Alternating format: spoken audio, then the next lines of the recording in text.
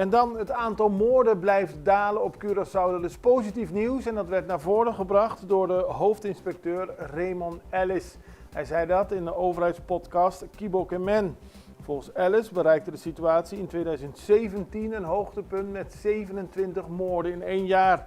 Daarop daalde het aantal. In 2018 waren er 21, in 2020 daalde dat naar 13, in 2021 naar 10 en in zowel 2022 als 2023 werden er 8 gevallen geregistreerd en nu zijn we nog op 7 moorden op Curaçao. Dat zijn natuurlijk 7 levens te veel, maar het is wel minder dan in de voorgaande jaren. Dat wil de politie vooral benadrukken en die geeft ook aan dat het vooral te maken heeft met de werkgelegenheid. Als meer mensen een baan hebben, daalt de criminaliteit. Verder is de politie goed bezig met het oplossen van de moorden.